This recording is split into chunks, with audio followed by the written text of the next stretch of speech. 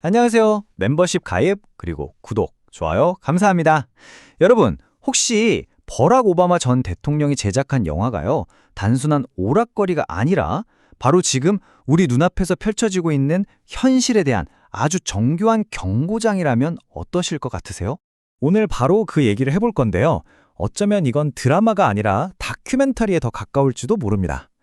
여기 슬라이드에 나온 문구처럼 말이죠. 이 영화는 야, 누가 세상을 망가뜨렸어? 이걸 묻는 게 아니에요. 그보다 훨씬 더 깊게 파고들죠.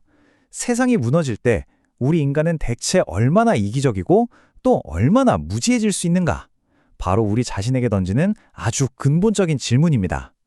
그리고 이게 그냥 영화 속 상상으로 끝나지 않을 수도 있다는 게 핵심이죠. 네, 이 질문이 바로 버락 오바마와 미셸 오바마가 제작한 2023년의 아포칼립스 스릴러 Leave the World Behind의 심장을 꿰뚫는 질문입니다. 그래서 오늘 우리는요, 이 영화의 껍데기를 한꺼풀 벗겨내고 그 안에 숨겨진 국가 붕괴 청사진이라는 걸 한번 파헤쳐 볼 겁니다. 그리고 이 청사진이 지금 현실에서 이란이랑 베네수엘라 사태랑 어떻게 딱 맞아떨어지는지, 또 이 거대한 판을 짜는 설계자들은 대체 누구고 최종 목표는 또 뭔지, 그리고 제일 중요한 거, 이 거대한 리셋 속에서 우리는 어떻게 살아남을 수 있을지 그 길을 한번 쭉 따라가 보겠습니다. 자, 그럼 첫 번째 영화 얘기부터 시작해 볼까요? 이건 그냥 스릴러가 아닙니다. 엔터테인먼트라는 포장지로 아주 교묘하게 감싸놓은 하나의 명백한 메시지라고 봐야죠. 그냥 휴가 갔다가 일이 꼬이는 그런 얘기가 아니고요. 우리가 발 딛고 사는 이 현대 문명이 얼마나 아슬아슬한 유리 위를 걷고 있는지를 아주 계산적으로 보여주는 일종의 시뮬레이션 같은 겁니다. 영화 속을 들여다보면요, 정말 기이한 일들이 연이어 터집니다. 갑자기 인터넷, 전화, TV 싹 다 먹통이 돼서 세상과 완벽하게 단절돼 버리고요. 마치 자연이 뭔가 경고라도 하듯이 수천 마리 사슴떼가 조용히 나타나서 우리를 쳐다보죠. 도로 위에서는 또 어떻고요? 해킹당한 테슬라 자율주행차들이 미친 듯이 서로 들이받으면서 아수라장이 됩니다. 이게 바로 우리가 믿었던 현대 기술의 배신이죠. 여기에 그치지 않고 막 귀를 찌를 듯한 고통스러운 소음 공격이 시작되고 혼란을 부추기려고 아랍어, 한국어, 중국어, 온갖 언어로 된 삐라까지 하늘에서 떨어집니다. 모든 게 무너져 내리기 시작하는 거죠. 근데 여러분, 이런 현상들이 그냥 막무가내로 일어나는 게 아니에요. 오바마 전 대통령이 실제 국가위기 시나리오를 바탕으로 이거 좀 더 현실적으로 만들어야 한다고 직접 조언했다는 건 꽤 유명한 이야기죠. 그러니까 영화에 나오는 이 모든 사건들은 사실 하나의 거대한 퍼즐 조각이라는 겁니다. 바로 국가를 파괴하기 위한 매뉴얼, 3단계 국가 붕괴라는 청사진의 일부인 거죠. 영화 속에서 이 모든 혼란의 본질을 꿰뚫어보는 인물이 한 명 나옵니다. G.H. 스콧이라는 사람인데요. 이 사람이 딱 짚어내죠. 이건 단순한 사고가 아니다. 한 국가가 스스로 무너지게 만드는 가장 효율적이고 돈도 별로 안 드는 전복 전략이다 라고요. 그러니까 군대를 보내서 쳐부수는 게 아니라 사람들 마음속에 의심이라는 보이지 않는 무기를 심는 겁니다. 그래서 시민들이 서로를 믿지 못하고 결국 서로에게 등을 돌리게 만드는 정말 무서운 방식이죠. 이건 폭탄이나 군인들 얘기가 아닙니다. 이걸 방법의 혁명이라고 부르는데요. 일종의 심리전인 거죠.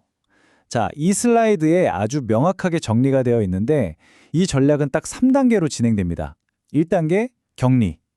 통신망을 완전히 마비시켜서 정보를 차단하고 사람들을 섬처럼 고립시키는 겁니다. 2단계는 동시다발적 혼란. 막 가짜뉴스를 퍼뜨리고 이상한 공격을 퍼부어서 공포를 최고조로 끌어올리는 거죠. 그래서 대체 누가 진짜 적인지조차 헷갈리게 만드는 겁니다. 그리고 마지막 3단계, 내전. 사람들 사이의 신뢰가 완전히 박살나고 정부가 통제력을 잃으면 결국 시민들이 서로에게 총을 겨누면서 스스로 파멸하게 되는 겁니다. 이 3단계, 정말 완벽한 청사진이죠. 일단 고립시키고, 그 다음에 혼란에 빠뜨리고, 마지막엔 그들이 서로 물어뜯는 걸 그냥 지켜보기만 하면 되는 겁니다. 여기 표를 한번 보세요. 영화 속에서 벌어졌던 그 기이한 현상들이 이 전략에 얼마나 정확하게 들어맞는지 소름 돋을 정도입니다.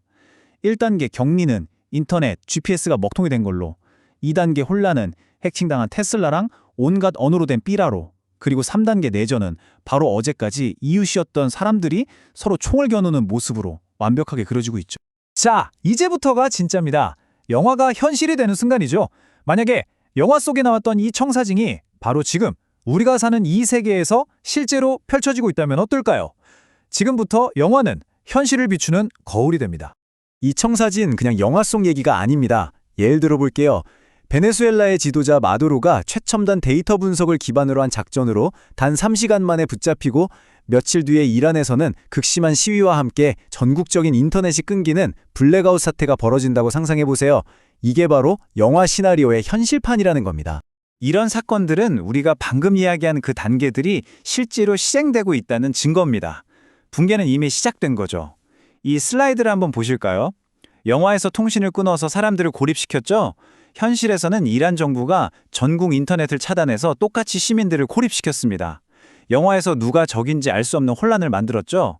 현실에서는 미군이 몇 달 동안 데이터를 모아서 단 3시간 만에 마두로를 잡아들이는 완전히 새로운 방식의 데이터 전쟁을 보여줬습니다. 그리고 영화에서 시스템이 안에서부터 무너졌잖아요. 이란은요, 외국 군대 한 명 들어오지 않았는데도 화폐 가치가 폭락하고 물가가 50% 넘게 뛰면서 내전 직전 상황까지 몰렸습니다. 정말 똑같지 않나요? 영화에서 보여준 이 혼돈과 오늘날 실제로 벌어지고 있는 하이브리드 전쟁 전략, 이 둘 사이의 평행이론은 정말 부정할 수가 없습니다. 그렇다면 대체 누가 이 거대한 글로벌 리셋, 이 판을 짜고 실행하고 있는 걸까요? 그 답은 제네시스 미션이라고 알려진 계획 안에 숨어 있습니다. 슬라이드에 나온 제네시스 미션, 이게 뭐냐면요, 바로 AI가 주도하는 거대한 계획입니다. 목표는 낡고 부패한 지금의 세계 질서를 완전히 해체하고 검증 가능한 데이터를 기반으로 한 새로운 질서를 세우는 거예요.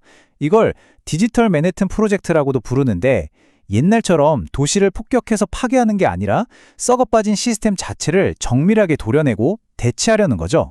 이건 그냥 마구잡이로 벌어지는 혼돈이 아닙니다. 마치 정밀하게 계산된 통제된 철거 작업 같은 건데요. 기술과 금융계의 최고 실세들이 조율하고 있습니다. 예를 들어 데이터 기업 팔란티어의 피터 틸은 시스템 안에 오염된 부분을 콕 집어내는 분석 엔진을 제공하고요. 세계 최대 자산운용사 블랙록의 레리 핑크는 낡은 금융 시스템에서 새로운 자산으로 넘어가는 과정을 감독합니다. 또 트럼프 행정부 같은 정치 세력은 마두로처럼 구시대적인 인물들을 제거하는 지평관 역할을 맡고, 마지막으로 버락 오바마는 영화를 통해서 대중에게 곧 이런 일이 벌어질 겁니다 라고 슬쩍 알려주는 거죠. 그러면서도 설계자들은 우리가 한 거 아닌데 라고 발뺌할 명분을 만들어주는 아주 고도의 역할을 수행하고 있는 겁니다. 이 설계자들은 우리가 생각하는 그런 정치인들이 아니에요. 이 사람들은 지금 시스템은 고쳤을 수가 없다, 그냥 싹 다 갈아엎어야 한다고 판단한 시스템 디자이너들인 거죠. 그리고 이 통제된 붕괴는 아무렇게나 일어나는 게 아닙니다. 단 하나의 최종 목표를 고립시키기 위한 아주 치밀하게 짜인 체스 게임입니다.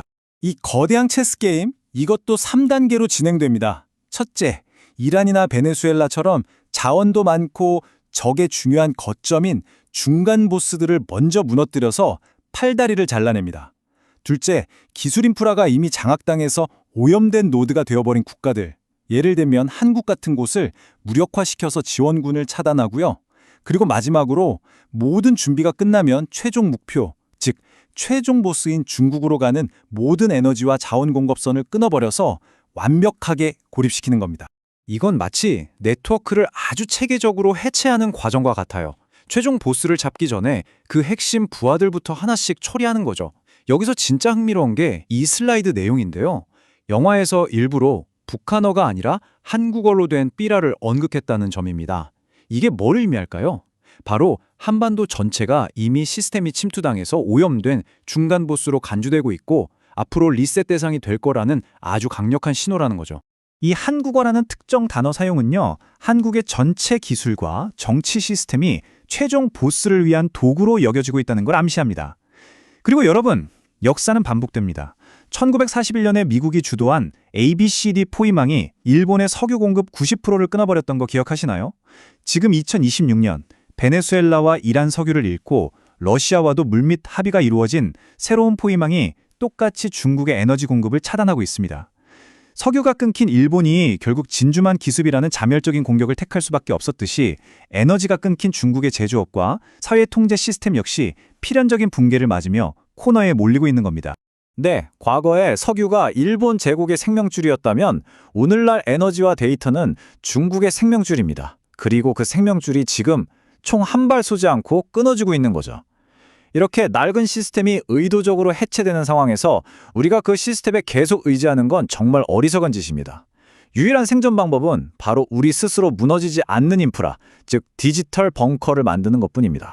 우리의 미래는 이 두 가지 시스템, 두 가지 운명 앞에 놓여 있습니다. 먼저 왼쪽의 중앙화 시스템을 보세요. 은행, 통신사, 모든 게 중앙에서 통제되죠. 이건 단일 실패의 지점이 있다는 뜻입니다. 정부나 특정 기관이 마음만 먹으면 그냥 꺼버릴 수 있다는 거예요. 우리가 그 기관을 믿었는데 그 믿음이 깨지면 모든 게 끝장나는 거죠. 반면에 오른쪽의 탈중앙화 네트워크는 완전히 다릅니다. 수천, 수만 개의 컴퓨터, 즉 노드들이 거미줄처럼 얽혀 있어서 한 명이 전원 꺼 한다고 꺼지지 않아요. 신뢰의 기반도 어떤 기관이 아니라 누구도 조작할 수 없는 암호화된 코드입니다. 그래서 일부가 망가져도 전체 네트워크는 끄덕없이 살아남는 거죠. 자, 핵심은 이겁니다. 우리가 지금 돈, 정보, 신원을 맡기고 있는 이 중앙화 시스템들은 붕괴하도록 설계되어 있다는 겁니다. 그럼 대안은 뭘까요? 바로 우리 같은 사용자들이 직접 소유하고 운영하는 탈중앙화 네트워크죠. 그리고 이건 더 이상 먼 미래의 얘기가 아닙니다. 화면에 보이는 숫자 35만 보이시나요? 이게 바로 검증된 인간 신원이라는 아주 독특한 원칙 위에 세워진 대표적인 탈중앙화 생태계 파이 네트워크에서 지금 이 순간에도 돌아가고 있는 활성 로드, 즉 참여 컴퓨터의 수입니다. 이미 수십만 명이 참여해서 실제로 작동하고 있는 검증된 대안이라는 뜻이죠. 그럼 우리는 어떻게 이 디지털 벙커를 만들 수 있을까요? 이 슬라이드에 그 세 가지 핵심 단계가 나와 있습니다. 첫째, 파이 지갑을 만드세요. 이건 중앙 통제에서 벗어난 새로운 경제 시스템으로 들어가는 여러분만의 문의자 열쇠입니다. 둘째, KYC, 즉 신원 인증을 완료하세요. 앞으로 AI와 로봇이 판치는 세상에서 나는 진짜 사람이다라는 걸 증명하는 것만큼 가치 있는 자산은 없을 겁니다. 셋째, 직접 노드가 되어서 네트워크에 참여하세요. 이건 그냥 사용자가 되는 걸 넘어서는 겁니다. 낡은 인터넷이 멈춰도 계속 돌아갈 새로운 세상을 함께 지키는 수호자가 되는 거죠. 이것이 바로 명확한 해결책을 보여줍니다. 진짜 벙커에 숨는 게 아니라 디지털 벙커를 만드는 겁니다. 여러분의 검증된 신원과 네트워크 참여, 이게 바로 새로운 시대의 화폐가 될 겁니다. 자, 중앙화된 세상은 저물고 있습니다. 여러분의 디지털 벙커는 준비되셨습니까? 오늘 우리가 함께 살펴본 것은 단순한 예측이 아닙니다. 이미 진행되고 있는 거대한 변화에 대한 관찰 기록에 가깝죠. 이제 선택은 우리 각자의 몫입니다. 다가오는 이 거대한 리셋의 희생자가 될 것인가? 아니면 새로운 시스템을 함께 만들어가는 참여자가 될 것인가? 여러분은 지금 어느 길 위에 서 계십니까?